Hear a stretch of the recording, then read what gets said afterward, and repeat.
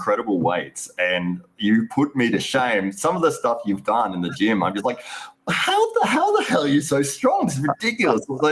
When you were doing those bicep curl, like the preachers, and I think you were going into a commercial gym and doing it for a couple of weeks, and it was just like the numbers just kept getting bigger and bigger. The dumbbells were getting bigger, and I was just like, how is this possible? You're so bloody strong. To be honest, there's definitely a lot of show lifts. What looks like show lifts when you go to a commercial gym. People, I tell you, in a commercial gym I've had, I used to go to a world gym in Ipswich. I've had at least on 4 occasions when I was in that world gym, the manager come out to the floor and say, "Look, you've been reported for unsafe lifting in the gym." What? And it's because of me holding a 70-kilo dumbbell over the back of a bench or something like that. So wow. Or doing side pressure with a cable machine or something like that. So it's pretty funny. Arm wrestling does definitely not look normal in a commercial gym. It's great. Especially when you're doing some like little movement, you're working on like a small range of motion, but with like a really heavy dumbbell, and people just think, oh, he's just cheating. He's just not doing it right. It's like, do it properly. It's like, I'm not doing that. I'm doing a very specific movement. Leave me alone. I'm trying to just go it. Absolutely. But ladies and gentlemen, as a bunch of you guys are starting to come into the chat, I wanted to welcome you to a new weekly show. You guys know, my name's Ryan Blue Bowen. This is Hollywood Matt Connolly. Over this, I got to make sure I'm pointing in the right direction. This is Hollywood Matt Connolly. He is going to be joining me. He's the regular co-host of this show, In the Deep End. And if you haven't worked out why it's called In the Deep End, if Matt and I just seamlessly, you just keep talking, Matt. Just ready in 3, 2, 1. Hello, everybody. This is Hollywood Matt Connolly on the deep end with Ryan Blue Bowen. In case you are not picking up on what's happening here, it is 2 different people with the same voice. There we go. Yes, it is indeed. The first time we ever went live together, or I wasn't sure if it was live or it was just a pre-recorded thing or whatever, but I remember the comments section blew up saying, "Oh my goodness, you guys have the same voice. What is going on?" Yeah, the first comment was like, "How does this guy sound more like Ryan Bowen than Ryan Bowen?" Yeah. I think it was from Jamie Sheldon too, or something like that. But yes, indeed, the Deep End, Hollywood Matt Connolly and myself, we're going to be doing a weekly show where we dive. We not only sound the same with the Deep End, but we actually want to take our time on subjects. We want to go into the deep end of subjects. Want to ask the big questions and maybe sometimes ask the questions that are tough, ask the questions that are hard to answer, and give it some analysis and give you guys opportunities on the live show to add your thoughts as well. So if you are particularly passionate about any particular topic that comes up today, then let us know and we'll feature your comments as well. But as we can see right here, we've already got a bunch of people in here. Look, Aussie arm wrestler Jake Ward, first comment of the show. He says, "Have a ripper show, fellas." Aussie arm wrestler Jake Ward, you're the man. Thank you very much for the support. But as you can see, ladies and gents, we can feature your comments, bring them up on the live. So if you got something juicy and you want us to talk about it in depth, hit us up. But Matt, we do have something juicy, don't we? Well, like I asked you this morning when we jumped on before the show went live, if there was anything particular that had got under your skin and since we last spoke, and there wasn't there? Absolutely. I literally watched this about an hour ago. It was the Larry Wheels and Khaled match, and man, these rules have got to change, or they got to be more consistent. This was ridiculous. There was the key element moment that happened that basically turned the tide against Larry in that match. Second round, Larry lost his position and he was turned palm up like this, and he was all on his bicep, and he used everything he had at that moment to bring it back to the center of the table, brought it back to the center of the table, came forward for a press. He was just about to win. He was pressing in a winning position, and at that point they stopped it and gave a elbow foul restart for an elbow foul on Khaled, and it was like, this is ridiculous. He was about this far from winning. And it's like, how is a foul in a losing position a restart? This is just so stupid. Yeah, no, I think we can actually pull the footage up if you want to see it. This is what Matt Connolly is talking about. So, round one, we know Larry gets it. Let's go through to round two. We are round one. Okay, round number two. This one here. Mhm. Let's have a look. Look at it. This is what Matt Connolly's talking about. He's used and uses everything he's got. He brings it back. This was actually incredible what he did right there. Brings it back to the middle. Now he's taken a breath and he's gone for the press to win. And they've gone, oh, hang on a minute. Carlin's elbow slipped off the back there. Oh, we might as well just restart. It's like, no. Yeah, and they're missing the point, aren't they? Like, this is a running fouls event. This is a running fouls event. Why on earth did they not just say foul on Khaled, continue on, foul, and if he doesn't correct it again, it's another foul, and then winner Larry. Yeah, and plus because he dropped into that sort of king's move position, the ref a couple of times in that stand up like you're too low, and then that losing spot. Stand up. Then Larry's come in for the press win, and there's an elbow foul. It's like, how is that not a combination of fouls enough to be a loss? It's just like this is the problem, Ryan Blue Bowen, with arm wrestling rules, and it's so disappointing to see it because Larry was up 1-0. He should have been up 2-0, and going into that, he absolutely gassed himself in that round with that bicep to bring it back to the middle. He used absolutely everything he had, and you can see absolutely. Yeah. Let's let it run again. I want to, like, we keep talking as this match runs, and we can have a look because it absolutely makes a factor if you get stuck with your opponent in a king's move, and particularly an illegal king's move, which ultimately Khaled was in. He did enter in a position where his hand and arm was in the neutral to defensive side of the arc, and his shoulder was well and truly below the table. So the humorous angle was negative, and that's when they stopped the match because he wasn't correcting it. But it is such an injustice to an athlete to have them redline against an illegal position for just continuously long building period of time. Yeah, Keep going. I've just seen Neil pick up in the chat. Let's see what Neil's commented. He's written, question for you lads: just how much training continuously for arm wrestling? Sorry, just how much does training continuously for arm wrestling matter? Example: I haven't trained at all for arm wrestling in 6 years. How bad does Ryan beat me for pulling today? Neil, I love that question. We will get back to that one. I promise, Neil. That's a great question from Neil. Supernatural there. But have a look at this. Is the restart now? So Larry's done all that extra work against an illegal position. Khaled's put all that work in. He's got all that bonus and that free. So Larry's hand, like Larry's holding onto a king's move is hard, let alone holding onto a king's move out of straps. Yeah. And you look at Larry's breathing so deeply there. He used everything he had, and that is the story of the rest of the match. He's wrecked. He's gone. He's got nothing left. And it's just so frustrating to see. You can see on his face there. He's just like, this is ridiculous. Like, he was going to win that round. And there's a difference in mentality. If you're up 2-0, going in, it's like, okay, I'm gassed, but I'm up 2-0. All I got to do is to get one more pin. And I can even just give up, say, 2 pins to recover and then just explode for that third round to solidify a win or at least a draw. But, when you've given it everything, you're in a position, you're about to get the pin, you should have got the pin, and it's called against you. You've used your entire amount of energy, your whole match's energy in that moment. And it's like up to restart. And like, you can see after that, I mean, he's breathing heavy. And there was a very specific thing that he did, which if you see the way that he sets up in that first and that second round, try to stand sideways here. He's very straight and very vertical with his arm and his body.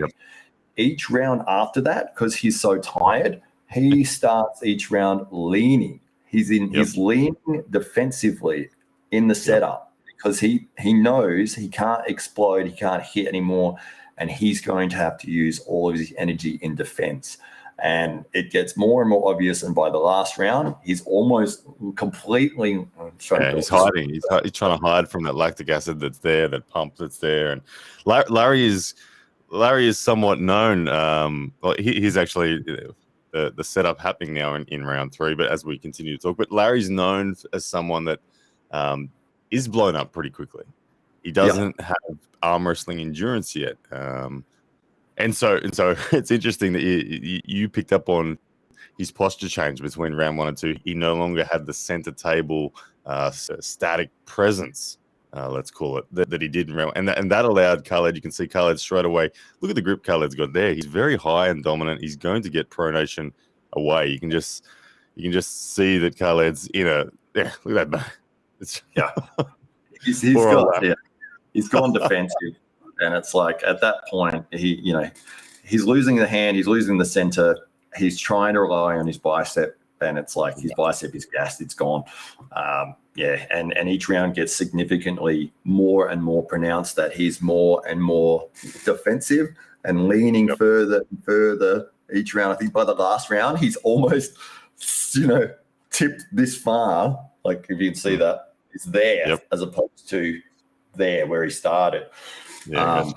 So this to me opens up a few conversations that I think need to be had, and one of them is, and I don't want to forget about Neil Pickup's question because it was a good question. So that's one of the directions I want to head.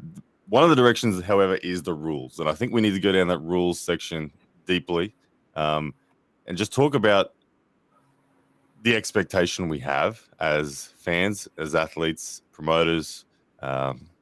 Because there's a lot of mistakes going on in matches in recent times, and I think it's doing a disservice to the sport and to the fans in particular, those paying the pay-per-view. And in this case, Larry, the athlete, he certainly got done a disservice. Gabriela Vasconcelos got done a disservice as well, but she was strong enough that it didn't matter.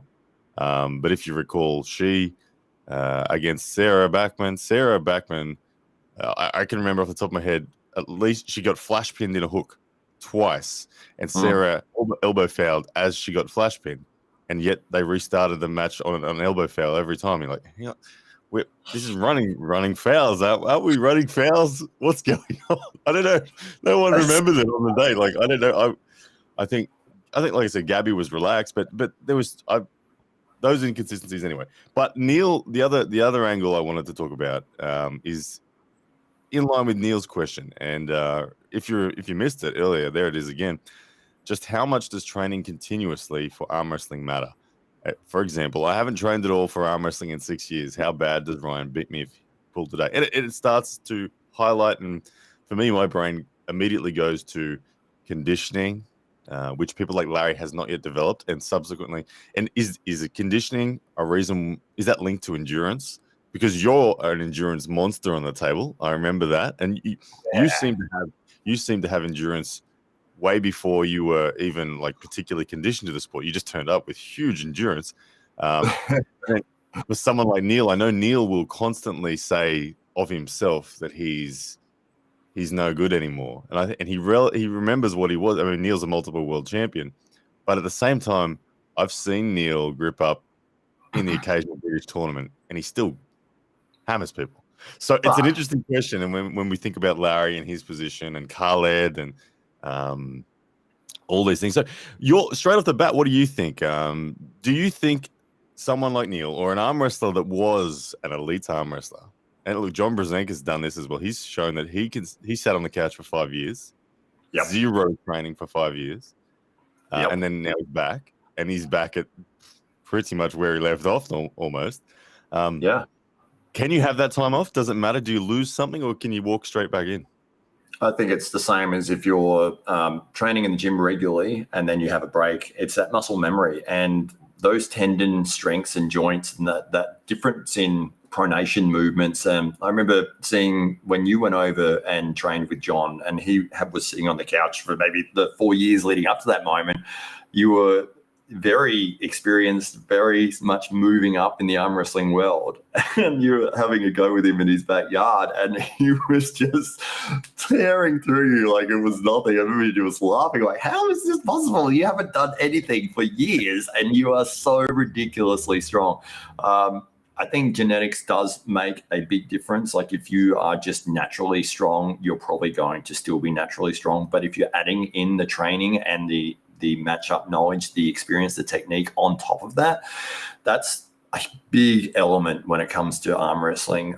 So it's not always, I mean, you know this, I'm preaching to the choir here, but it's not always about strength, and that is something like explosiveness can just destroy your opponent. If you are super fast, you can beat someone that's 3 or 4 times more stronger than you because you've hit the pad before they can even realize that the ready go has happened. If you just a master tactician, like if you are incredibly good at setup knowledge, like Devon, somebody like that just he can manipulate his hand in the positions he needs to get to so that when he starts a match, he has got everything in his favor. That is not something that you would lose. Like, that's not really based on... As Neil would put it, the tricky bastard scale. Devon's a 10. And Neil is definitely tricky 10. Neil's power may not be what it used to be. It might have slid on the scale, but Neil is definitely a tricky 10. And I think that I feel like conditioning fades very slowly. I think strength fades faster than conditioning. Yeah, if you are a Neil Pickup, or if you are a John Brzenk, or if you are anyone that's been in the sport for 15, 20 years plus, I don't think your conditioning ever really will fade below 90% of what it was at your peak. And I think you'd get it all back pretty quick if you become active or even slightly active again. Because muscular strength is very different. Like John's muscular strength after 5 years, no doubt was down. I remember talking with him at his place, and he was definitely expressing, "Oh no, I just feel weak compared to what I am." And we went in the gym and did a few lifts, and we went over to it was Eric Wolf's house. Yeah, and Eric Wolf had all these different apparatus, and John, the untrained John, still had 5 kilos more back pressure than I had in the strict back pressure lift, and I was at 62 and he went 67 or something like that, and I'm like, okay, yeah, that's the weak version that's the haven't done a thing in 5 years version. So now, but John's back pressure, now that he's awake and alive again, is probably in the mid 70s or something like that. So the muscular strength came back, but at no point did the tendons in John's wrists and the tendons in John's elbows. I don't think they get any thinner. I don't know. I could be wrong. We probably need to ask a biologist or something. Yeah, well, I think that it's almost similar to, say, you know how people talk about newbie gains. You get into the gym and those first sort of 6 months, you're getting these newbie gains or whatever, where it's like your strength just seems to go from 0 to hero really fast. And I think a lot of that, and the reason that people don't sort of pick up on that is it's technique that you're learning about how to do the exercise properly is a major part. It's not that your strength has improved so significantly. It's like, say, if you've never done a bench press and it's like, okay, you start off at, let's say, I don't know, 40 kilos, and it's like you're learning how to do it. And after the 6 months, it's like, well, you feel comfortable with that movement. You know how to engage the muscle. You know how to press that bar properly. And you jump from 40 kilos to, let's say, 70 or 75 or something like that. And somebody goes, well, wow, you've put on these 35 kilos of strength. It's like, it's not really the strength that you've put on. It's the fact you know how to do the exercise properly. And then you'll get those diminishing returns where, now to get from 75 to, say, 100 might take a few years. So it's a similar sort of thing with arm wrestling where, if you get the techniques correct and how to apply your strength, how to set up properly in your favor in terms of the techniques that favor you, those are elements that you don't unlearn. And you might progress very quickly in the first couple of years. But then, it's going to get slower and slower as you go. But the guys who are at the absolute elite level, like John and Devon and the guys that have done it for 20 plus years, they've done it in such a way they could almost never do it wrong. It's like if you said, "Well, can you just do it wrong?" They'd be like, it's so efficient. how do I even do this wrong? So I think that's one of the big elements of it. For sure. When it comes to stepping back, I couldn't agree more. You talk about those newbie gains. I have something that I'm a complete noob in at the moment that I'm really enjoying. It's nail bending. I got some Iron Mine nails, and bending cold rolled steel is very addictive. It's just fun, and it's just fun. It's just cool. Have you got a video of you doing that? Yeah, there's a few out there. The very first, and here's the thing: the very first video I put out there, I was proud of closing the yellow, which is the second weakest nail, and in the Iron Mine range. And from people that are experienced amongst nail bending, they were just laughing at me like, "That's awesome, right? That's for the children and women." Like, well done. Oh no! And it took me time. Like, it wasn't an effort. It wasn't done easily. I had to battle to get this thing done. I was proud of myself. How are you bending it? Like 2 fingers, or is it how you? There's like a double overhand method, like this double overhand. There's also a double underhand where you bend like that, but you got to close it. So there's a whole heap of methods. But I was so proud of it because I remember the effort that went into it. Like, I had a genuine war with this piece of steel. It took me a long time to get it done, and I got it done, and I was happy. And they were laughing at it. But the point is, the next day, the second day, I went to the blue, which is the level up, which is like, okay, you're a man now. You're on the blue. And closing the blue the first time, it took me 5 minutes to close the blue, and I was like drenched in sweat, right? Drenched in sweat, massive effort, genuine max effort. That was day 3. Day 4, I closed the blue in 18 seconds. And you're like, wow. So from 5 minutes to 18 seconds because of neurological efficiency, nothing more. Nothing more. Yeah, it wasn't that you got stronger. It wasn't that you got stronger in one day. It was like you know how to do it now. Exactly. I just learned how to brush my teeth. That's all. You brush your teeth with the wrong hand, all of a sudden it feels real funky. Interestingly, Neil Pickup's come in with a sort of some follow-up information. People in the chat are asking Neil about how much he trains and whatnot. And he's responded to Juju Mufu, who asked him the question if he is training. Neil Pickup has said, "No, I don't train anymore. I train bench press once every other week. I don't train my arms, hands, or wrists. I just start trying pull-ups again, and I am terrible." So pull-ups, I hate pull-ups. Muscularly, for some reason, I don't enjoy the muscular sensation of pull-ups. That it pisses me off. So I get it, Neil. It pisses you off. You get angry at them. It really does. It pisses me off. I don't know why.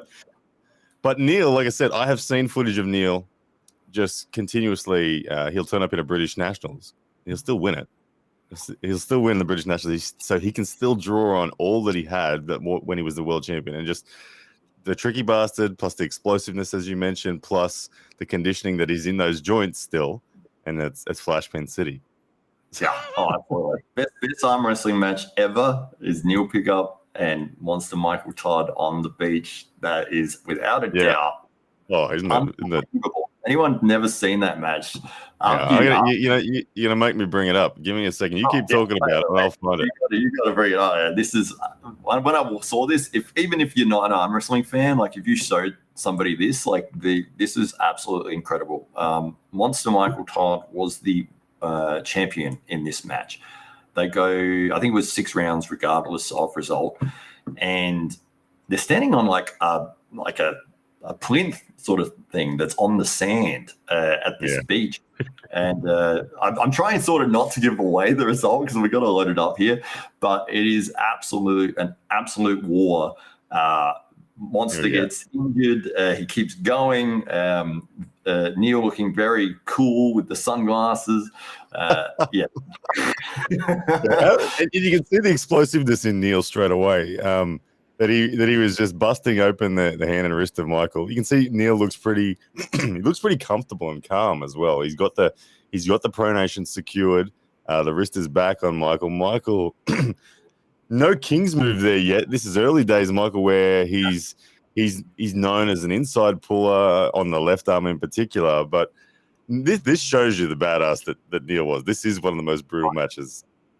Absolutely. Ever. Absolutely. This is incredible. And as they go on, it just gets more and more insane.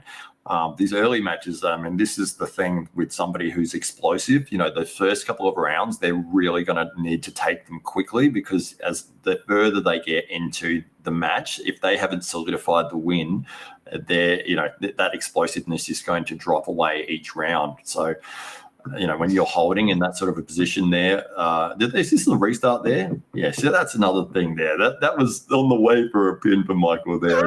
Neil got away with it. Was it Michael's foul or Neil?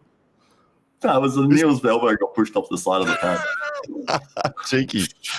I'm not sure if the Arm Wars rules were different back then or not, but yeah, Neil now looking to get to his own sort of nice closed shoulder position. He's got the hand control, but Michael's defense is there. Neil's starting to gas a little bit, can't get there with side pressure alone, or he does in the end. That's always an interesting moment in a match, when you take the hand control, but you can't finish with side pressure. As the flash pin from Michael Todd comes out, there's a bit of fatigue. Look at Neil. Neil looks like he should have been James Bond or something when he was younger, I tell you. I love that he keeps the sunglasses on the whole match.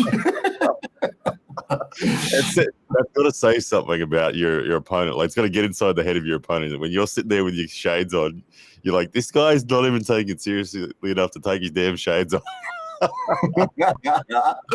Absolutely. I love it. And I love it. do like the sort of confused looks from the onlookers in the background there, that are kind of half-heartedly like, I don't know what this is, but yeah. Can you imagine? There's a few of them starting to look up there now and just thinking, yeah. So this is an interesting point now. Like I said, when Neil has the hand and wrist back, but he doesn't have the side pressure to finish. So he has to work out a way of getting behind his shoulder and getting to a press of his own, because his pecs are tied. You can see there. He tries to pin, and Michael's defensive triangle there is sufficient. So there's the big side pressure drive. Now he's staying there. Oh, he's got into a bit of a drop there to try to get some extra pronation, but he's looking for a way to stand up and get behind it. And Michael's constantly waiting, defending, trying to come behind it. And then look at the beautiful top roll defense from Neil as well. It's just, you can see the pain and the lactic acid in Neil there. As he's watching. How long does this? What round are we at? Is that it? Did Michael win 3-2, or what was that? I can't remember. It's there is. Look at that. It's I love it. Well, there was Michael 1-3-2. Yeah. So but in that match, I think maybe it might have been the last round, just as the last round started, when they slipped, the big crack happened from Michael's arm, and Neil was Neil's made mention of it. His arm just cracked, and Michael was like, "It's fine, I'm all right, I'm going to do it anyway." And then when they Neil's mentioned there in the comment, he said, "This is the match that did damage, which led to Michael's ligaments coming apart a couple of months later in the match versus Wagner and Arm Wars in Triple XL in London." So there it is. Yeah. Fascinating. Fascinating stuff. Because Neil's like, I heard a crack, and he's like, Michael, you sure you want to keep going? And Michael's like, yep. And then when they gripped up again, and he's like, his arm just cracked again. And we had a €50 super chat in from the Money Slam, Marcus Thompson. Thank you, brother. €50 means a lot, man. Thank you very much. And he said Neil was definitely on the Western Survivor beef jerky in that match. Western Survivor, the world's best beef jerky, if you didn't know, sponsor of the Fix. So I'm sure he was. Yeah, Marcus Thompson, absolutely. Both Neil and Michael had to be on the Western Survivor in that one, because that was digging deep in endurance, digging deep in willingness to just keep going. And it was awesome. It is one of the best and most entertaining super matches. It's, if anyone is the drama that happens in that match, we obviously we've glossed over it. But if anyone goes back and after you've finished watching us, go and have a look at that at YouTube, because it's one of the most incredible matches. I'm serious. Like, you could show that to anybody that has never watched arm wrestling before, and they'll be like, that was incredible. Now we were talking about endurance, and we were talking about Neil, and I made mention that you have particularly massive endurance, and I had to bring this video up right here. How long have you been in the sport here? I think this was I was still very new, maybe less than a year, maybe like 8 months or something like that. Now, for anyone that's wondering what's going on, Tim Graham, who's the gentleman in the background, said to me, Ryan, you'll never get Matt Connolly to pin himself. And I said, I'll make it happen.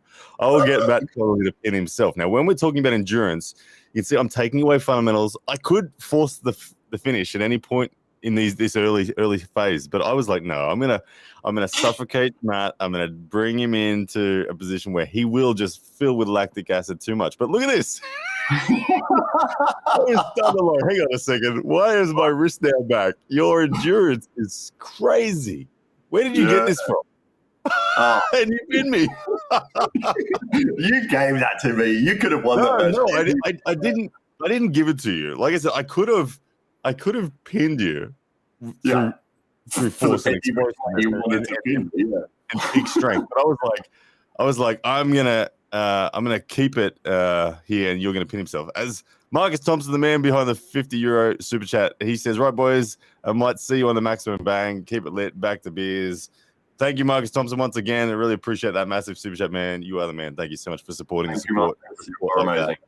Yeah, but I didn't by any stretch give that to you. You overwhelmed me gradually, and I couldn't believe what was going on. I couldn't believe that you didn't cave and just lose on lactic acid. I thought for sure you're going to pin yourself. The next minute, I'm pinning myself.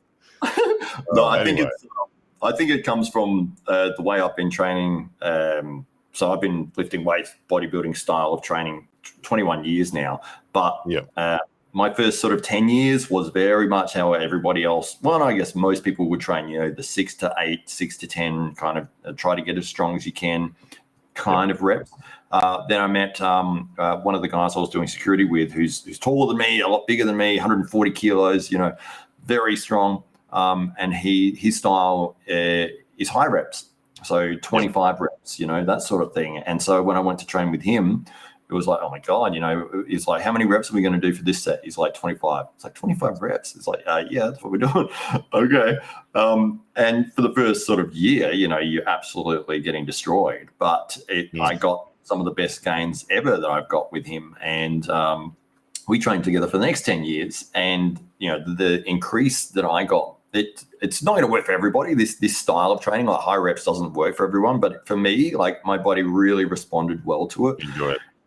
Yeah, and it's like for me, like my style of training is just torture. Like I destroy myself to the point where it's like I can't lift my arm. You did the same thing to Devon Larratt too. I remember seeing you do it to Devon, and I think you did finally pin yourself on Devon. But I remember Devon was like looking around like, what is this dude on? How did this dude maintain this for this long? But anyway. We got a super chat in from Blue Monstrosity. Thank you very much for the two. I think it's great British pound there. As Neil Pickup would say, those things are that's worth $1,000 here in Australia. Two British pounds. Wow. Yeah. The ratio is not that bad, but you get the idea. But thank you very much, brother, for the super chat. And he writes, thoughts on Chance Shaw coming to Over the Top 2? Yeah. And I got lots of thoughts on Chance Shaw coming to Over the Top 2 on many levels, many layers. The good news is he's going to stay at my house. So I think Chance is ticking the final few boxes. But yeah, he's been raising money. I think he got some support from the Australian Arm Wrestling Federation as well on some funds to travel. And he's coming down, and he's excited, first and foremost, because the tournament attracts a fair bit of prize money. It's got 10,000 Australian dollars to the winner in the overall division, 3,000 to second place, 1,000 to third, if I'm correct. And Chance Shaw thinks he can win it. Obviously, you got Lachlan Adair, big Matteo Rangi Heta-Morris, Ben Carroll, myself, Mario Tembakis, Brett Coots, Jordan Davis, Fatali Mateo, Marcus Satirai. Those names I've just said there all may well beat Chance. Like, that's the caliber of the tournament. So it's a tremendously exciting thing to have Chance thrown into that, because it will show, it'll give us a measuring stick internationally. Honestly, Chance is if I had to seed the draw based on my experience, I would seed Chance 3. I would seed Matteo Rangi Heta-Morris 1, Lachlan Adair 2, Chance 3, me 4. Wow. Actually, no, sorry. I would seed Chance 4, and I'd have Ben Carroll 3. Ben Carroll 3, Chance 4, and me 5 if I was seeding it. That gives you some honest perspective as to where Chance would be in the draw. Big Matteo Rangi Heta-Morris.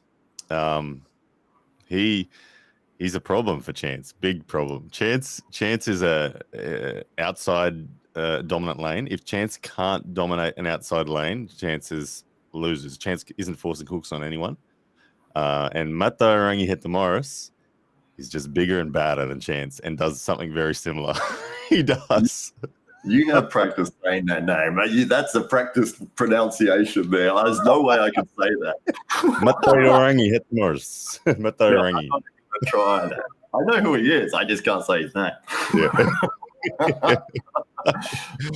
Yeah, he's a good dude. But Chance coming is awesome. Chance is like I said, he's going to stay at my place, so we're going to get an awesome opportunity.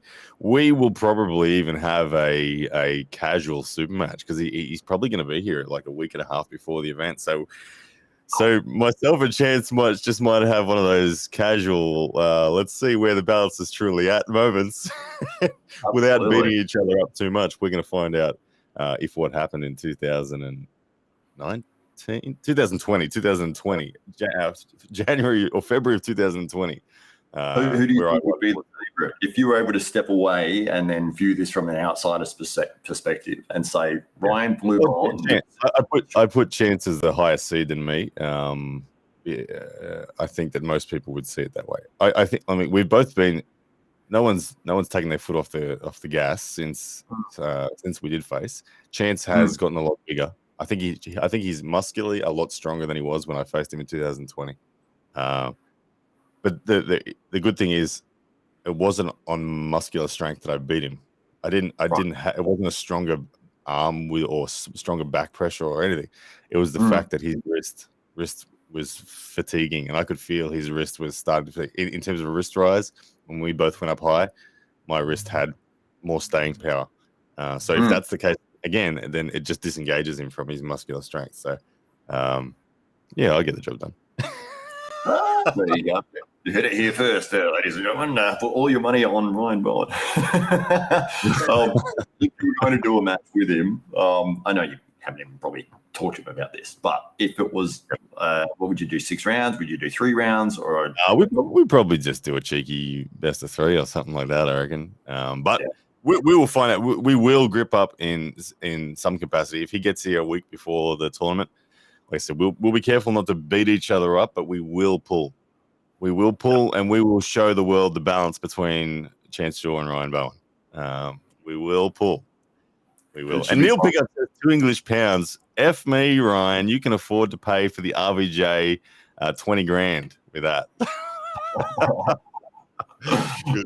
But I think it's time that we step onto the other side of the conversation in respect to what we kind of mentioned as a path that the initial conversations around Larry and all that led us to, and that's the rules. This has been a very hot topic in the last 72 hours. We've seen Devon and Levan rage back and forth about contracts because of rules. We've subsequently had conversations and questions. We've seen a terrible representation of the elite level in an entertainment sense with Matt Mask and Tim Bresnan. Probably the worst pay-per-view you'll ever see in terms of rules killing entertainment and opportunity. And as we've discussed earlier in the show, we saw a very inconsistent rule implementation at King of the Table 3, which resulted in athletes losing where they perhaps shouldn't have, and just inconsistencies. So when there's money on the line and you're betting and things like that, there's ramifications to the rules so very blatantly being wrong, or just the referee implementing the rules wrong. So what? I mean, before we get into the specifics, what is your thoughts on this whole rules situation? Should there be a unified rules? Should we just change rules for promoters and super matches and pay-per-view events? Where you at? I think the rules are a big problem. From an audience perspective, it needs to be entertaining, and that's how the sport's going to grow. It's going to get to the next level because people can see, if you say, here's an arm wrestling match, people have an instant, okay, it's two guys fighting in the middle of whatever it is, a table, and whoever gets the other guy's arm down first is the winner. And, if you're trying to watch a match, or if you're trying to show people a match, and there's, 3 minutes of them messing around with a setup, and the referees put your shoulder here, there, elbow, and then they say, okay, and they're about to start, oh, hang on, foul. And it's like, and even mid-match as a foul. And even, it's like, God, stop the bloody fouls. Like, it's let the match run. And that's what running fouls are supposed to be. It's like, if you fouled, keep the match going. And if you pin, it restarts. You've got to earn that pin. You've got to earn that restart. But it doesn't seem to be the way that all these matches are set up. And like, I don't want to sort of look down or look. When I was watching like the European Championships, it was like World Championships, and I'm an arm wrestling fan, and I'm really into the sport. And I was bored out of my mind after 10 minutes of watching that. I watched for 10 minutes. There was one match, and it ended on fouls. And I was like, what is this? This isn't arm wrestling. Where's the arm wrestling bit? It's so frustrating. When I'm setting people up, I'm reasonably lenient in terms of, as long as the other person doesn't have like a massive advantage, it's like, it's fair enough to the point where I can start. I just want them to start. Like, just put it up there. I agree with you on that point. That one thing, and John Brzenk mentioned this. I went live with John yesterday to talk about the rules. And John, first of all, let's say John is very much in the camp of there's no need to change the rules. He's happy with where the rules are at. He'll admit that they're, for entertainment's sake, it's not done correctly a lot of the time, but he doesn't think the rules will change. So I just first of all want to mention that. But John does highlight a point that you just mentioned there, that sometimes referees will not only straighten you, but they'll straighten you and they'll straighten you and they'll straighten you to a point where it kills the match. Like, no one is confident to hold on anymore. Everyone's like, well, this is ridiculous. What's going on? What? So I think referees, absolutely, as you said, especially when it's in an entertainment pay-per-view situation, they should 100%. If they see that the two athletes are settled, if they can see, they should be able to see this, they should be able to read it. If they see and read that the athletes are both settled, the athlete's body is just giving you the signals of let's go, just say go. Yeah. I don't care if there's 15 degrees of carve, if there's a bend in the wrist from both of them, if they're pent up, they're like, let's do it. Let's let it go, please. Yeah, sure. Yeah. I mean, when I referee the super matches that we have in the club, I'll say, like, you guys get a grip. If you are both happy with that grip, I'll just start it. Like, you can have, if you both anywhere, in any position. If they're both happy, start it. Yes. If they're both in a hook and they're like, yep, just say it, then start it. Yeah. The referee if both athletes consent to starting in any position, it should start in that position. For sure. It's up to them. I've started matches in hooks. Evan Burgoyne, round 5 of bottom 8 tournament that we faced each other. We started in a hook, and that's because we both were like, we both believe we could win it from there. Let's do it. Let's go. Start a hook. Let's do it. Who won that, by the way? Well, sure, you have to ask Evan.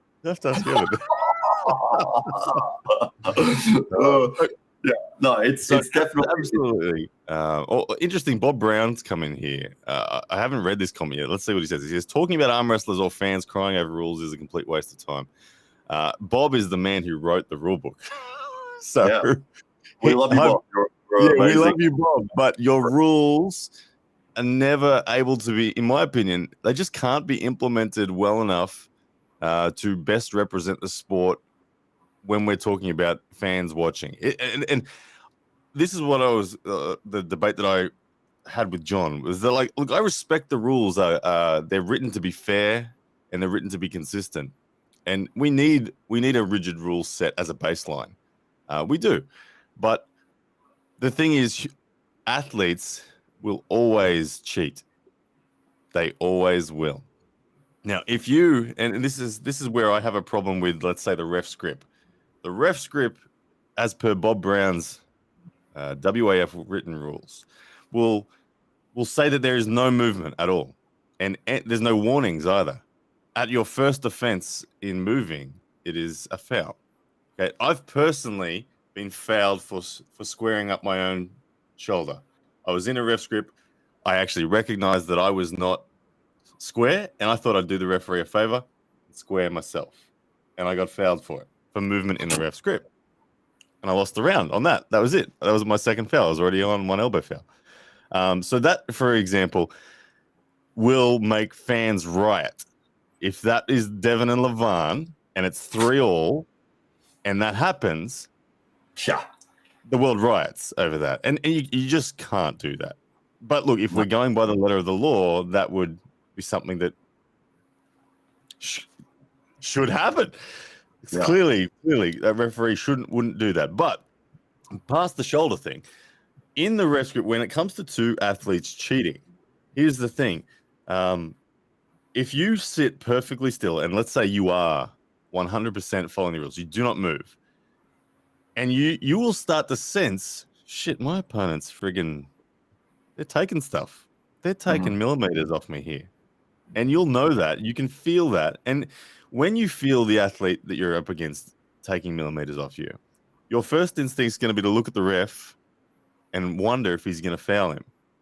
And when you look at the ref and the referee isn't fouling him and you're sitting there ready to go, you think, well, shit, I got to do something about this because my opponent's getting something for free. So you start to slightly pronate or slightly rise or slightly whatever it is that you're asking for to counter your opponent's effort.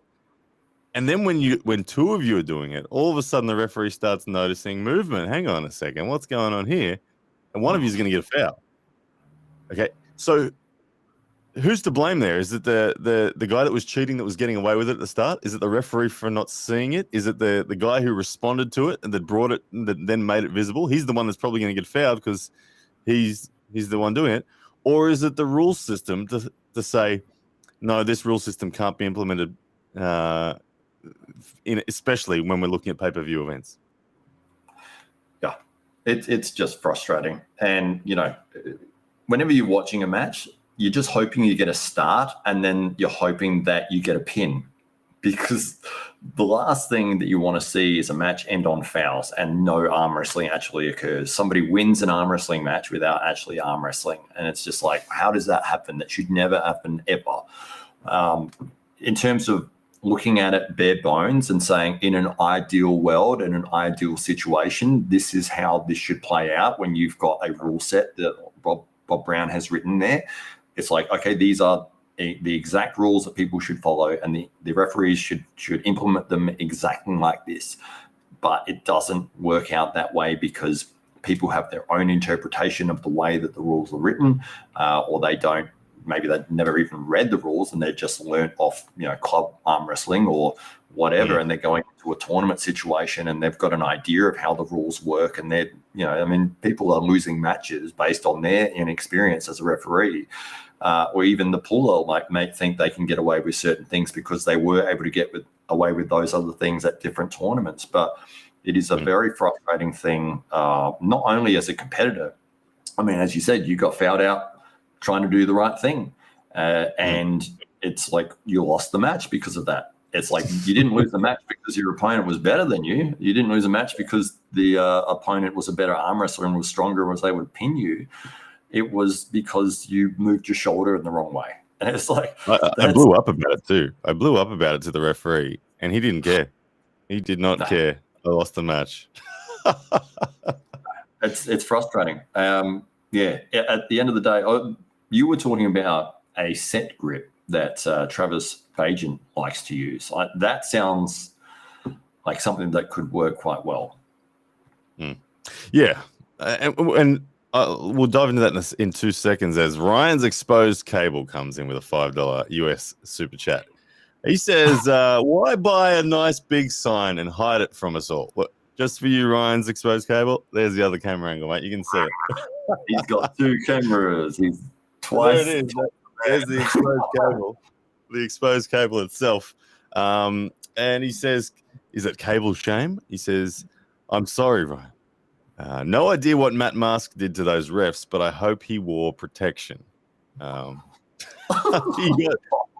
Matt Mask definitely seemed to be on the receiving end of all of this, what we're talking about. He was fouled for moving early. He was called for elbow fouls that he jumped up and down and hit the table and swore black and blue that my elbow was planted. I just pivoted off my damn elbow hard, and you're telling me I elbow fouled. Micro fouls are another subject. We're still in the getting started of the match phase, and I think that look, the rigid rules. There's a time and place for rigid rules, and Bob Brown's rules, as per written, are incredibly efficient at getting through thousands of matches. At the WAF and things like that. But something Neil Pickup said on the Fix last we spoke was that, look, we want the drawn out drama of the setup to happen. When you're a fan and you're watching, like when I say the drawn out drama, that minute of gripping and the annoyance between getting a grip, looking for it, whatever. I actually think part of this, like if we went purely to the start, we'd miss some of the excitement of, oh, look, Devon's trying to do this, Levan's trying to do that, Levan's wants nothing to do with it. I like that for 1 minute or 30 seconds, whatever you want to call it. Like my perfect formula in my head is for super matches that are big, give them 1 minute per round to grip up, where you will start the match as a referee at any point where both of them are settled. I don't care if they're both in a hook. I don't care if they're both just carved in. If they are both settled, and I will communicate, guys, you good? You good? All right, I'm gonna start this. Don't move. Ready, go. And I'll communicate it like that. If they're both settled in any friggin' body position anywhere, start the match in the first minute. I'm not going to straighten you. I'm not even going to get you centered. I'm not going to do anything. You guys take a grip. I'll say go if you both look like you're ready. After that minute expires, if it hasn't, we go to the Travis Bajan set grip. All right, I'm now controlling you guys. Get your shoulders square. I put your hands together, but keep them open. I grab them by the wrist. I find the center table. I set the center webbing. I then let go and say, don't move. I step back. This is Travis Bajan right here. Step back, and the step back shows you as the referee which one of these guys is going to try to cheat or are they going to listen? Because when you've put them dead center, if I step back and I said, guys, don't move. If I see an arm wrestler's webbing suddenly go like that when I step back, I'm going to give him a warning and say, look, hey, I told you not to move. You just raised your webbing. You get one warning. Not a foul, just a warning, just a reminder, dude. Come back again, set it again, step back. Good. This time they're staying still. I then return. I grab their wrists again, and by me grabbing their wrists, I'm preventing early bending. I can feel it, and I'm not gonna close their thumbs for them, which is what the ref script does. And I'm even going to allow them to be like the minor posturing of their body. Fine, that's fine. No one's going to get fouled for that. But because the start's going to happen now, and you can't prevent it, no matter what. It's coming. And I'm just going to say, close your thumbs. They're going to do it. Close your hands. Go. and the start will just happen. And then the next phase, all slips where an elbow remains on a pad go to straps. There's no illegal hand position. If my elbow is still on a pad and any form of slip happens before a pin, there's no losing position slip. Freaking hate that thing. No losing position slip. If you can't pin the dude, you don't deserve the win, okay? If he got away from you, he was trying to slip and he got away from you whilst his elbow was still on the pad, it's a slip. Okay, and then we're in straps, and then the only rule that needs to be talked about in addition to that is running fouls, okay? No restarts because of deliberate fouls. To get a restart, pin the dude. Simple. Yeah. That's it. That's the rules for the time. And I think that's pretty much what Arm Wars does, I think. Yeah.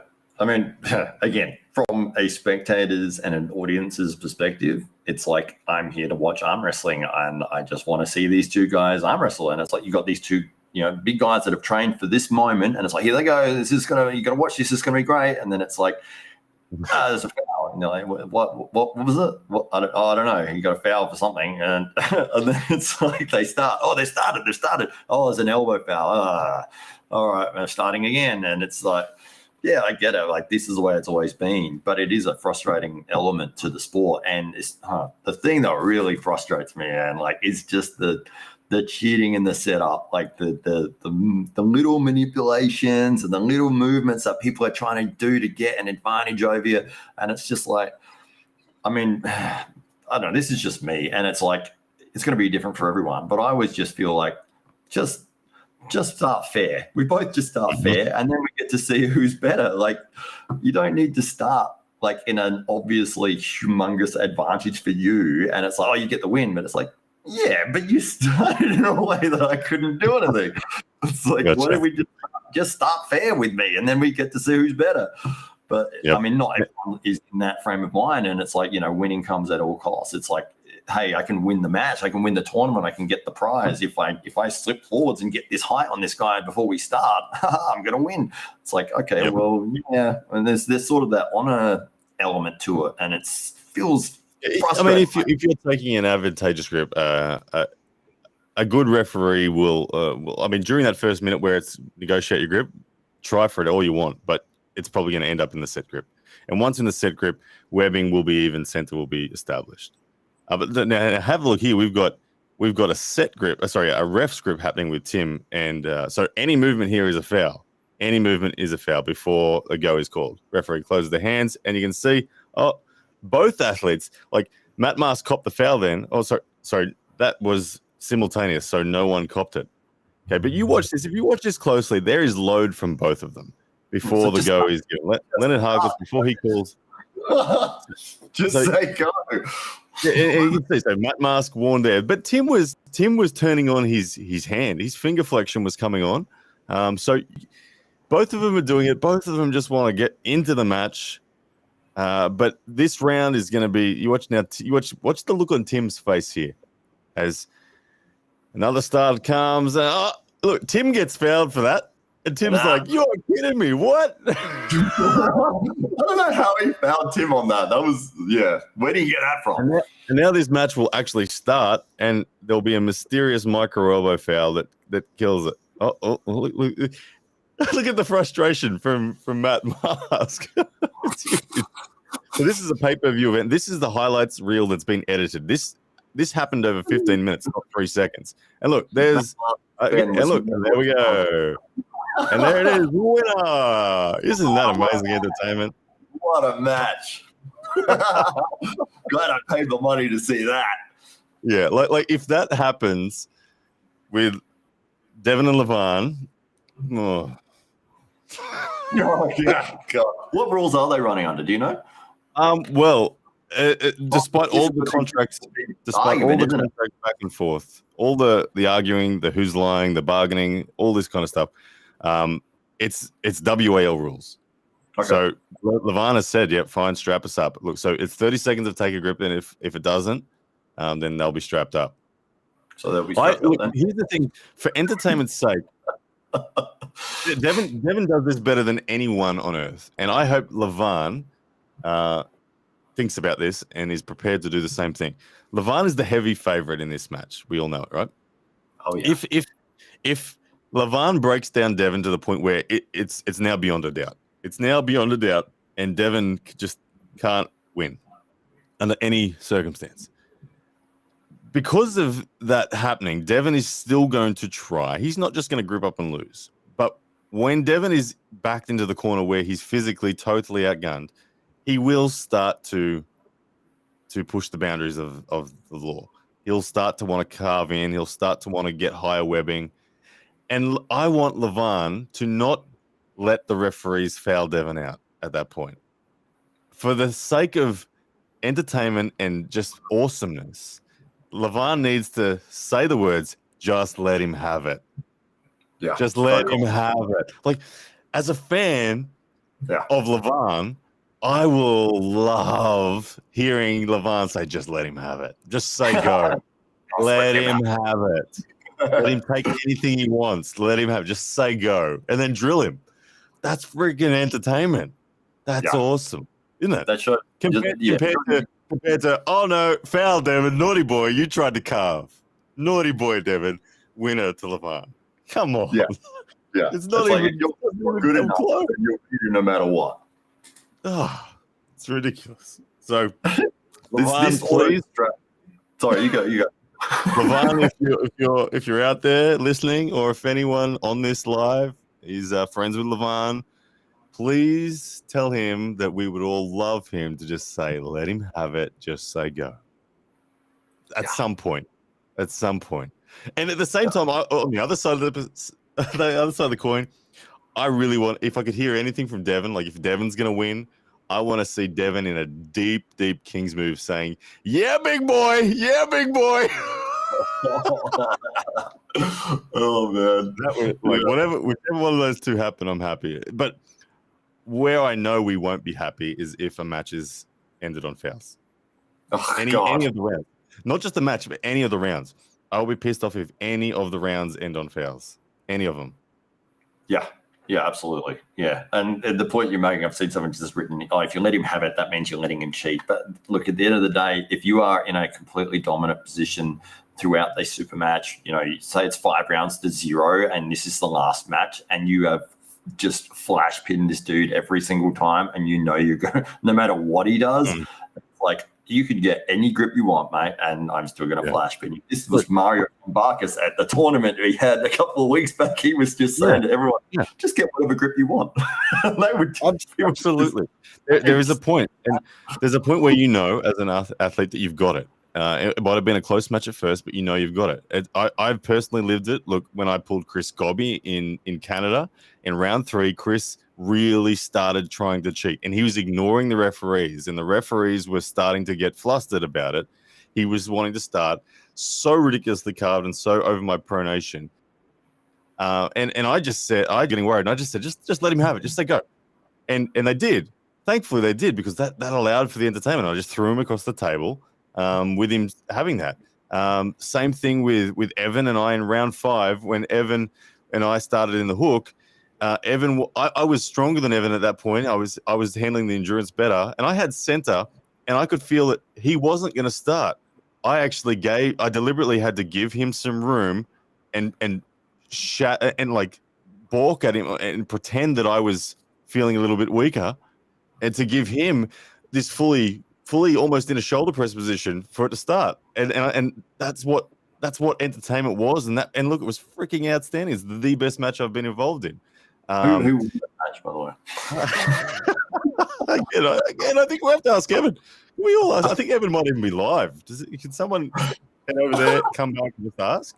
No. The word on the street, Neil Pickup has mentioned to me that he wants Evan and I in Arm Wars once again. So maybe later this year, Evan and I in Arm Wars may happen, because that is something that I like. The way when we look at the way Arm Wars presents matches, they give a lot of richness to story. They give a lot of opportunity, and the richness of that story, like the trash talk between Evan and I would be relentless. like not just in the build-up, but on the stage. The trash talk on the stage will be relentless. That would be fantastic. It'd be That would so be much worth the fun. price. We would, That would be worth we the would- price of view. Just that. I wouldn't even need to see the arm wrestling. I'd just see that you guys on stage talking trash to each other. It'd be hilarious. Yeah, absolutely. So I look forward to that one. But so the rules, it will be. I think the rules will be talked about until particularly this Devon Larratt match happens, because it is. There's no doubts about it. It's the biggest match in the history of the sport in terms of the amount of eyes watching it. Yep. There will be more people watching this. I think there's more prize money on the line. There's more everything. This will grow the sport a lot, and how much it grows the sport. A lot of that comes down to how we present it, how the match goes, how the rules are implemented. Yeah. So I hope they do a good job. Oh, absolutely. And I just want to highlight that, we're not taking a shot at referees or anybody that is trying to follow the rules or anything like that. It's just like we're just giving our opinion on what we like to see when we're watching an arm wrestling match. So it's not that we're being overly critical and saying that referees are in the wrong every time or anything like that. It's just like, hey, we would like to see it this way, just from our Ryan Bowen and Matt Connolly's point of view. And that's just what we like to see when we watch an arm wrestling match. Yeah, absolutely. Now, Matt, let's move on to the next subject that we mentioned in the description of this video today, and that was Larry Wheels. Can Larry, and we're going to ask the question, can Larry ever make it as an arm wrestler? He's somewhat quit. I think he's kind of pseudo quit at the moment. If you missed it, Larry Wheels has said that he's not going to pull another super match for at least a year. He's going to focus on strongman, but he's going to try to enter as many tournaments as he can for the next year. And I wanted to ask, he's said to be coming. He may well. I spoke to Phil Rasmussen last night, the Australian Arm Wrestling Federation president, and I asked him if Larry's coming, and he said, "Look, there's still a few things to sort out, but it's more yes than no that Larry's coming to Australia." So if Larry's coming to Australia, I don't think I'll get a super match with him, but look, Larry and I will find a table, and we'll, again, just like with Ted Shaw, we will show the world the balance between Larry and Ryan Bowen. Yeah, he shouldn't quit. Don't quit, Larry. You're absolutely amazing in strength sports. Arm wrestling is one of those things that just takes a long time to get really elite at it, and he is a fantastic arm wrestler. He really is. Like, he's a really good arm wrestler. But he's deliberately put himself against like elite people, and I know Khaled is like, he's not known as an elite arm wrestler, but that guy is a genetic freak. Like, he will beat the majority of people, regardless as to experience or anything like that. But Larry has the skills to really make it, and he's just got to give it time. He's still learning. Like, he's still learning, but the matches he's had, I mean, when against Schoolboy, it's like you're going against people. Yeah, and it's like these people have years of experience, and they know how to get what they need to beat you, regardless of your strength. So don't ever quit, man. Like, seriously, he's got everything he needs. I think in a way he's done it that way because of the entertainment value, and he wanted to sort of promote the fact that, Schoolboy's got a big name, or, some of his opponents have these draw cards to build a story on. And then I always respect the fact that he's like, I don't, if I lose, I don't want to lose. I'm going to give it my best effort, but it's okay to lose. Like, it's okay that you've gotten beaten. Because it's like you're at this point, you're only a couple of years into this sport. Give yourself more time, and maybe in 4 or 5 years you might be one of the best in the world. But it's one of those things that it's those tendons, those joints, the conditioning that comes with that, the knowledge about how to develop a game around your style. Those elements are critical to being a successful arm wrestler, and he's literally at the beginning point of his career going against people that are so high level, and then it's like that's why you're losing. It's not that you're losing because you're not good enough, you're not strong enough. If you look at his 3 opponents, the first opponent was never going to work for him. Schoolboy is an elite arm wrestler. He's the current world champion under 21, and he's 130 kilos or something. He's a proper dedicated arm wrestler. In every sense of the word, he's conditioned, he's technical, he's strong. That was never going to happen. That very first one was just a publicity stunt. I don't think it was necessarily an expectation in any way, shape, or form other than marketing. The second match, however, against Brandon Allen, I think Larry expected to win in his mind. He picked Brandon because Brandon's come from a similar background of powerlifting. He had good marketing, but Larry thought, no, I've been training and coaching under elites for a year and a half now. I'm going to be good to go. He got caught by Brandon Allen's technical King's move, and Brandon has pulled a lot more tournaments. Brandon has way more ready goes, and Larry got lost technically, and he gassed out. And then his third opponent, Khaled is less of an arm wrestler technically, less of an arm wrestler conditioning, but has a very genetically, freakishly blessed hand on him. And that hand, Larry didn't know how to deal with. And that hand just overwhelmed Larry and ultimately put him in a position where he was gassed and no longer could access his own pin routes. So Larry, it's like you said, it's absolutely not the end of the world for Larry. And as I can understand, I feel sorry for Larry. You feel down for the bloke. You think, oh man, he's publicly taken another loss and he's going to start questioning himself and all this kind of stuff. And realistically, if I remember back to my first 2 years in the sport, I think my win ratio was about 30% or something. Yeah. Like I was getting you get hammered in your first 2 years. That's just what's going on. Yeah, I went 0-4 in my 0-4 in my first tournament, just straight out the door, like 4 losses in a row. See you later. So what he's going through. It's just been weirdly publicly dragged out because of his brand and his notoriety in all things strength. And as we've said before, he really is a freak of strength, and what he can do is crazy, particularly in the powerlifting sense. But the arm wrestling thing, he has expressed that he loves it. He has expressed that he wants to do it till he's old. And he's recognized that arm wrestling is a sport where you can do it till he's old. So I think even if it does take the backseat momentarily during a year of strongman focus, I think he's going to continue to grip up. He's going to continue to build his conditioning. And I've said this about Larry, is I think he is strong enough fundamentally already to make it to the elite level. He doesn't need more bicep strength. He doesn't need... I don't think he needs more. He doesn't need more pec and shoulder. His wrist flexion's probably already good enough. His pronation's probably the only thing that's lacking. But other than that, he just needs conditioning and coordination. Yep. And tactical awareness. And those things he can get without pushing himself to publicly lose. He can get that without hurting himself. He can get that at 20% pressure on the table.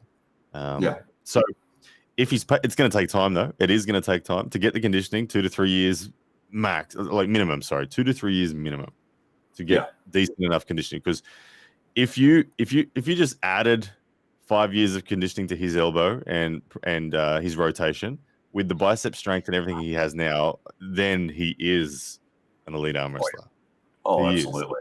That's it. I mean, if he just went into any sort of local tournament, you know, he's easily just got to crush everybody. He's not, but people that are looking at him and saying, "Oh, he's lost 3 in a row," it's like, "Oh, he's a terrible arm wrestler." Dude, you go and arm wrestle with, you'll see how strong he is. He's very, very good, and I really respect the fact that he's picked opponents that are not beginners, that are not people that he's just going to obviously crush. He's picked legitimate, difficult opponents, and as you said with Schoolboy, it's like, okay, you're going to get destroyed. But it wasn't that he did it and picked somebody that he would have destroyed. It's like, okay, well, I'm most likely going to lose. And it takes like a lot of sort of humbleness to be able to put yourself in that position. And it was a big promotion of arm wrestling and a big promotion of Schoolboy, because you got Larry with this enormous gargantuan muscular body and being known as one of the strongest guys in the world, going against Schoolboy, you know, this guy who's wearing I think it was a Tom and Jerry t-shirt or something. Yeah, and the glasses, and genuinely trying to make himself look like a kid. Yeah, that's right. That's right. And the fact that Schoolboy wins, it is that story that arm wrestling gets to celebrate, to say there is so much more to this sport, that somebody that's a schoolboy can beat this guy who's so incredibly strong. So it was such a wonderful thing that he did for arm wrestling, and I don't think a lot of people sort of picked up on that. It's like this wasn't about him winning. This was about him promoting the sport, and he did a massive service for the promotion of arm wrestling. I think without him, we wouldn't be in the positions that we are in. And this guy's got a huge audience. Yeah, and Larry has done well. We can see Billy Brown wanted to throw in a comment. That's what I respect about Larry. He's always punching above his weight in the arm wrestling sense and in the promoting sense. He really carried the sport through the last 2 years where there were no events. Without taking the table away from the last 2 years, and it's quiet. It's real quiet in the world of arm wrestling. So absolute gratitude from myself and from all the arm wrestling world, Matt Connolly as well there, as he's mentioned, for what Larry's done. And him as an arm wrestler, he'll be back. I think it's good that he's going to take a step back from being in the spotlight and just going to grind for a while. Because Larry grinding will still be interesting. We'll still see arm wrestling content from him. Like I said, he'll still film when he's gripping up. And like I said, he's coming. I'm told he's coming to Australia, so I won't let him into the country without gripping up. So where would you have seated him? Say he comes along to the tournament, hypothetically. Where would you seed him? See, before you had the New Zealand. Okay, so all right, I'll go through the seeds. So Matt Tarangi, Lachlan Adair, Ben Carroll, Chance Shaw, Ryan Bowen, Jordan Davis, Mario Tembakis, Vitaly Mateo, Marcus Atirai, Lachlan Carpenter, Andy Lee. Coots. I'm up to 11 now. Did we say Brett Coots? Oh shit! Did I forget Brett? Okay, sorry, Brett. You should have been like 6. So we're up to 13. I'd see Larry 13 in that draw. Oh really? 13. I think 13. I think below Andy Lee. But wow. Yeah, like Larry's strong, but all those guys are arm wrestling strong. They're arm wrestling conditioned. Everyone that I mentioned there has been arm wrestling 6 years at least, and they're strong, and they're conditioned, and they're technical. So Larry would not do well. Wow. Okay. Well, I'm hoping that he does arrive at the tournament, because it will be fantastic to see him go up against those guys. The good thing about that style of tournament, you see double elimination. So even if he does lose a match, you're still going to see him go on the table again. Yeah, absolutely. He's gonna get 2 losses at absolute worst. And look, Larry will get wins. Larry will definitely get wins, but. Yeah. All right. We got a super chat just come in, flying in $9.99 US from Juju Mugu. He says, great start to the deep end. What's next? You going to have different co-hosts, guests each time? Any chance you can do this on weekends instead of midweek? It's middle of the workday for us here in the US. Answering the questions, myself and Matt Connolly are the permanent hosts of the deep end. We if you close your eyes, Juju Mugu, and you probably won't know who's talking. We're said to have the same voice from 2 different humans. But no, me and Matt Connolly, absolutely, are the permanent hosts. We will, from time to time, what we will do is we'll call in guests. If we have a particular subject or something planned for the weekend, we might make the arrangements for that guest to pop in for that segment of the show as well. What we do love is being able to bring you guys the visual footage as well of what we're talking about. So we've got the technology now to do that, which is awesome. So that's kind of where it's going. But we want the show to be really about diving into the deep end. We want to take our time on subjects. We want to unpack everything, give you guys the opportunity to express your opinions on it as well. But yeah, good stuff all around. And as for the day of the week, it's a very busy YouTube live space when it's late weekend. So Monday morning for us, that's when I'm on the fix. So I don't want to go head to head with the fix, and any point I can't be live on both at the same time anyway. But we may tweak things, but for the moment we are on this day of the week. But either way, thank you, brother, for the super chat and the support. I do like the fact that when we were coming up with names that we came up with the flex to rival the fix. Just thought it was going to be like the flex, and every time that you've actually got a decent flex. You got you got genetics biceps that actually look good. My This biceps shirt is like a small. That's why. yeah, there's nothing going on. Nothing looks absolutely impressive at all. flatten me on the table like nothing. This is for show. That's for go. Yeah. Thankfully, it's something that's been said to me a lot of times. After people grip me for the first time, they say, "You are way stronger than you look. You do not look that strong." Yeah, absolutely. I Sure. I like that. I like not looking strong, but being it. Like Anyway, we might wrap it up with one final little subject that has been, I guess, on the YouTube space for the arm wrestling world in the last 24 hours. We've spoken a lot about it already in a roundabout way, but Khaled's called out Schoolboy. Yes. Does he have a chance, or is it another mismatch? Schoolboy will win that one pretty comfortably, I think. The fact that it's technique, basically. Khaled's got the hand. He's a fantastic, he's crushing everything with that. But I don't think he can handle the technique and the knowledge and the setups and everything that Schoolboy brings to the table. He's got a hand, and then Schoolboy's got everything else. So I think it's a comfortable win for Schoolboy there. Yeah, of course. Last time they pulled, or controversially, I guess when Khaled emerged into the conversation of arm wrestling world forums everywhere, when everyone was like, "This guy's going to be the next world champion," was when he defeated Schoolboy on the practice table, and he did it by just hand control. Schoolboy couldn't even get out of his hand, couldn't slip, couldn't get to the straps. He was really struggling. But that was a Schoolboy that had already pulled that day. He'd already pulled. Yeah. So that's and it was a practice super match as opposed to a real one. No one was calling fouls. No one was doing anything. So very, very different when it comes to money on the line, big stage tournament. Schoolboy is a world champion, under 21s WAF world champion, Russian elite, been dedicated for 9 years to the sport, technical, conditioned, strong. Schoolboy will crush him, is what I think will happen. I completely agree. Absolutely. Yeah, for sure. And a practice pool is a practice pool. It's for fun and, hey, let's mess around and, you want to do a match? So we're still ready to go. Yeah, cool. We can do that. That's fine. But it doesn't mean anything really. At the end of the day, if you've got money on the line, like you said, if it's a proper match, that's when it counts. Absolutely. And Ryan's exposed cable with a $2 super chat. He reckons if Khaled grows a moustache, he'll win. And that's the only way.